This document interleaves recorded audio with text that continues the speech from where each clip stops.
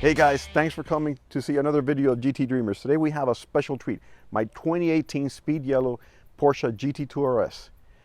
I wanted this car so badly when they announced it, and I was able to get an allocation locally and couldn't be happy with the car. We have 1,000 miles on it already, completely broken in, and we can't wait to take this to the next level. Let's start talking about what we've done to the car. So the first thing we did to the car is we put paint protection film on it, full expel treatment on the entire car, and also a protection on the headlight cover. Then we put the European side markers on the car, as you can see here. Let me bring you around this side to show you what we also did to the interior. As you can see, we have our car with the YSAC package, which includes the lightweight bucket seats. But I personally find them a little bit uncomfortable. They're too raked forward.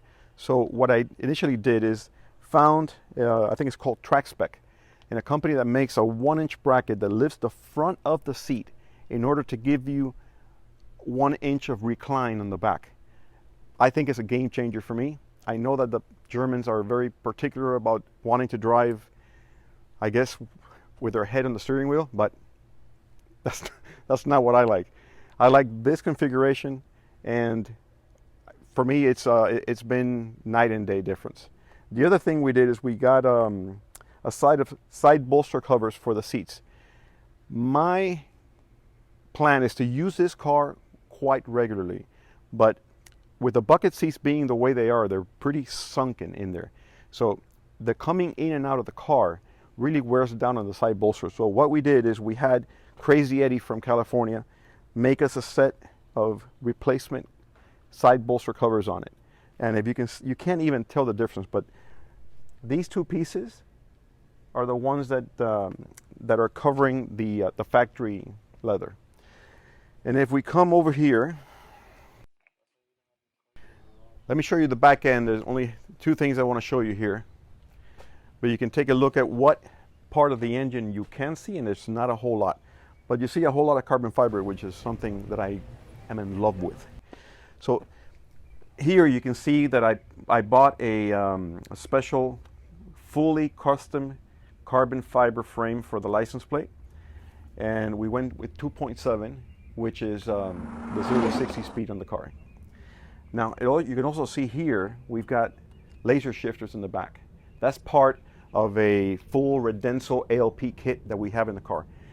Behind the bumper, we have a Redenso radar detector for the rear, and we have another one in the front. I'll show you more about that later on. As you can see over here, you have the same bolster covers for the seats and the same Track Spec recline option that we have on it. The side markers, and I am going to show you a really trick piece of kit that it is the Mante Racing external distilled water tank. So what this does is once we take the car to the track, the original OEM tank, it only lasts you a few laps, but with this one you can extend your range a lot further. And if you remember what the system does, it allows you to have max power at every moment. So it's important to me to have more distilled water rather than less. So that's why we went with this option. It took us a hell of a long time to get it from Germany, but we were finally able to do it. And then here you can also see where we have the Redenso plaque giving us the serial numbers of all the hardware pieces. The Mante Racing external distilled water tank is step number 1 in making this GT2RS track capable. We've got everything else we need except the roll cage, which I am considering whether I go titanium or steel. But everything else is working its way toward that goal. All right, so enough of the talking. Let's get behind the wheel and let's show you what this car is capable of doing.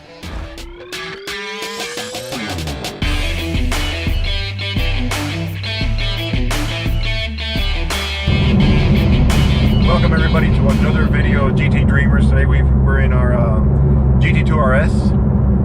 We are trying desperately to get away from a thunderstorm that has been over our city for quite a few days, and it seems like it's always raining, but I see blue skies ahead.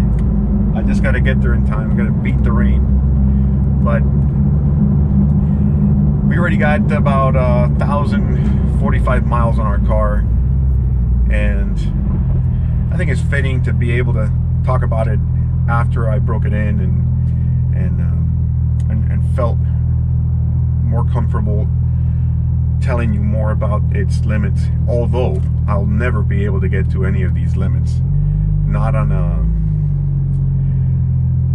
public roads, obviously, and it would have to be a long ass runway for me to take this to the top speed, which I believe is limited at what was it, 211? I think it is. Yeah. So 3.8 liter twin turbo, and when I say twin turbo, I mean really big twin turbos. You can almost imagine that this is the turbo equivalent of the Acme rockets that Willie Coyote would use. And it's fitting that we talk about Acme rockets, because Acme is a Greek word, if I'm not mistaken, that signifies the zenith, the peak, the very concept of excellence in anything. And this being the very, very fastest production car that Porsche has ever produced, it's a fitting name to use today, Acme Rocket. So we'll go with that. But first, I'm going to give you a little acceleration here. So I'm putting on the exhaust button, the PDK Sport. Got nobody in front of me. I'm going to go up to the speed limit and then slow down. But you can hear already the droniness of that exhaust. It is monster. How do they make an inline six sound so good? And that's it. It is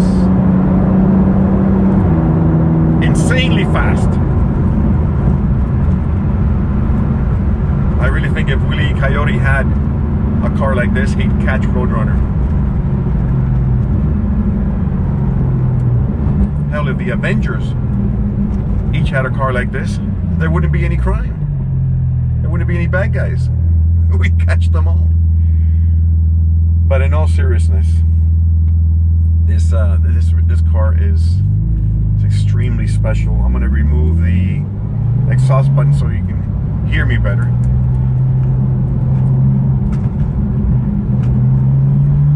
This is normal exhaust. You can hear a lot of the vibration of the car, a lot of the inputs, the linkages.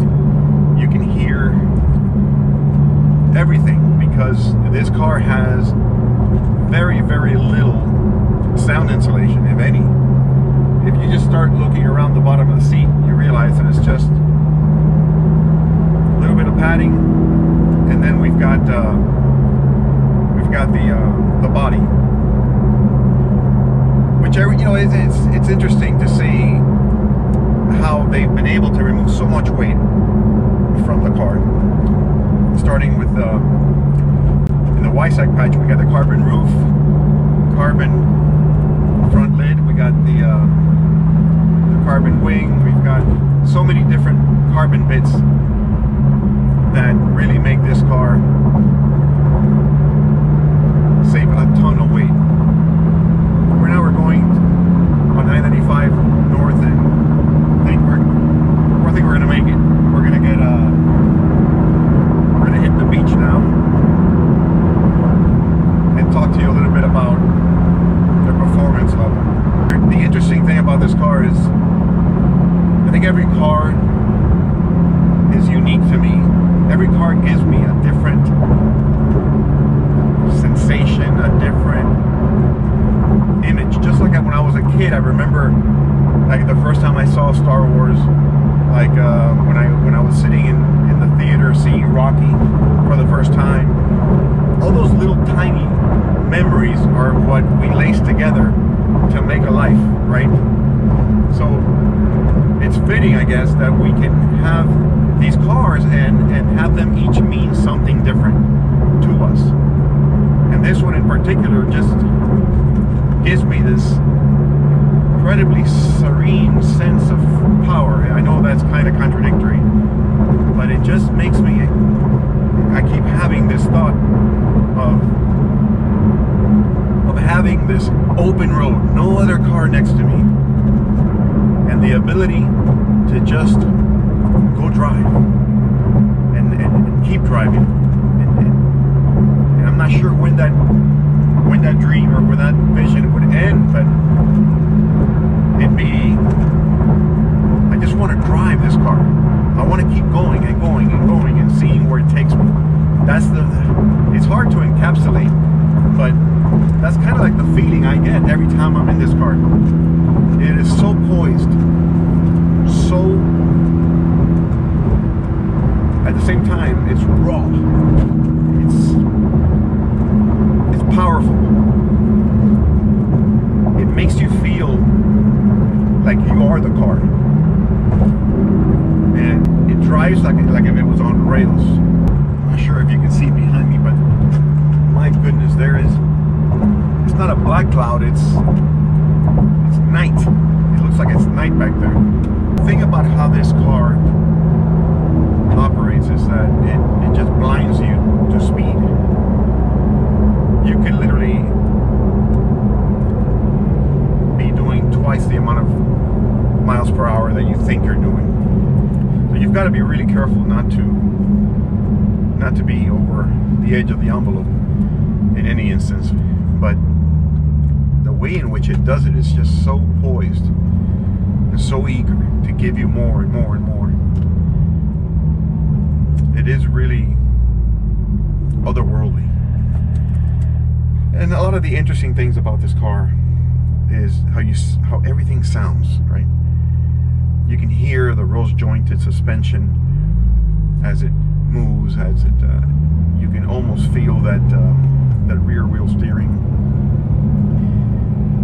It has carbon fiber front and rear sway bars. First time it's ever been done in any production car.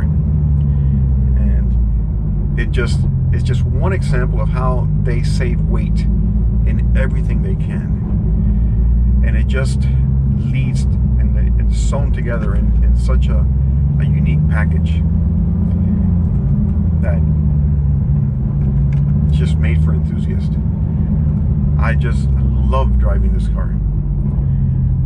Every single one of these cars gives you a different, at least it gives me a different feeling, a different image in my head about what I'd like to do in it, what I want to do. And the interesting thing about this one in particular is that it really kind of makes me want to be in this open road. There's nothing in my way. Let me just go as fast as I can with no destination. If I was to have the choice of having a wonderful dream, it'd be doing exactly that in this car, and I'll drive for 8 hours. Hopefully that gas tank will last me. But man, what a special car. Feeling really honored and very, very lucky to be able to have this car, to be able to show you what this car does. We are gearing up toward preparing ourselves to take it on the track. I'm not sure what dates we have coming up, but that's my goal. The next year we're going to take this to the tracks and see what it's capable of doing. I can tell you already that it brakes amazing with these PCCBs. Carbon ceramics are just outstanding brakes. I've got them on my GT, I've got them on this, and they just stop on a dime. And what it really does is it lets you go faster, longer, so you can have, you know, shorter turns, so you can be on the power quicker, and it's just a great combination. I think that everybody that gets a track car should actually consider getting PCCBs for that reason alone, even though they're more expensive than steel brakes, but they just give you that little bit of an edge, and that's what you need on a track, that slight edge. Let's talk a little bit about the inside of the car. As you can see, we've got the YSAC package, we got the upgraded interior, and we've got, see, we did the door pulls in yellow after the fact, yellow seat belts. We did the side bolsters from Crazy Eddie in California. We added the track spec seat recliners, we can say, or seat adjusters, and what they do is they give you an inch more recline here in the headrest, because the normal Porsche driving position is more of this, which for me is just uncomfortable. I don't like it. Let's talk about PDK. I know PDK is a sore subject for some of the enthusiasts. Well, it's the way of the future, man. I hate to say it, but we've all got to embrace the future. And the future means more double clutch transmission. The future means hybrid technology, autonomous driving. You know, hopefully we can all keep driving our cars, you know, into the future, and I think we will, but who knows what kind of regulations we're going to have as we evolve as a society. But it definitely is different. It is a lot quicker around the track. It's a lot quicker to do anything, really. You can shift this so much faster. I've been driving this in automatic just because I've got all these cameras going, but it is quite the transmission. Porsche does it better than anybody right now. They also make some really awesome manual transmissions, but we have to embrace the reality that one of these days we're just not going to be able to drive them, or we'll only find them in older cars. I'm sure you can hear the Sport exhaust right now. I'm doing some revs, and you can see how droney it is. I'm not going to say it's uncomfortable, it's just a little droney. I know some of the guys have been testing out other exhaust options, but I can't get myself to get rid of this titanium exhaust. I love the way it's turning color underneath, even though the tips aren't going to turn color, but I think I'm going to stay with this exhaust system. Well, I'm going to drive you guys down Ocean Drive and maybe record some of the reaction to the car. Everywhere you go, you have, you know, people taking pictures, and it's cool. You know, nothing I really care about personally, but as a brand ambassador, and you know, you want to have people, you know, seeing the car, and that's what these manufacturers want, really. They want people to drive these cars, and instead of keeping them locked in the garage. And you know, I don't understand this, you know, the mentality behind owning a car like this and not driving it. I drive all my cars, and it's a pleasure and a great honor to be able to own these cars and to drive them. I can't fathom the fact that, you know, some people just don't drive these cars. You know, to each their own. You know, I'm not a collector in that, you know, in that way that, you know, like I just sit there and stare at cars. I do a lot of that, don't get me wrong, but I drive my cars. can't imagine not driving these things. How are you gonna tell a kid that grew up with a 911 poster that you're gonna have the ultimate 911 and not drive it? That just seems like a shame to me. So I really wish that everybody that has this car really enjoyed it for what it's intended. Take it on the track. Don't go crazy if you're not capable. That's fine. But take it on the track. Just once. That's my suggestion to you guys. Everybody should go on the track. Even if you don't have a track-worthy car, experience it. It's a wonderful, wonderful rush of emotion.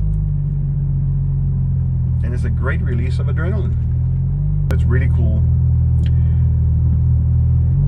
to be able to, you know, to just see this car, feel this car, see this car, be in this car when it sucks you into the ground and you're on that bank and you're just going ballistic. And you can't look in front of you because you've got these ovals, right? You've got to look where you're going, not where you're at.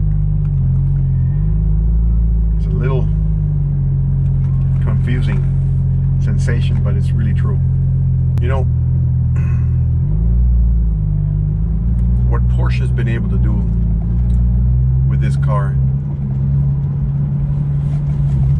makes you wonder,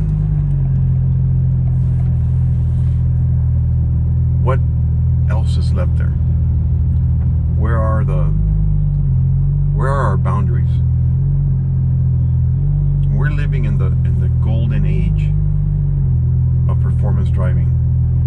If we can have a 700 horsepower turbo car like this that has no turbo lag, that sounds this amazing from factory, that sounds this amazing and performs in the way it does.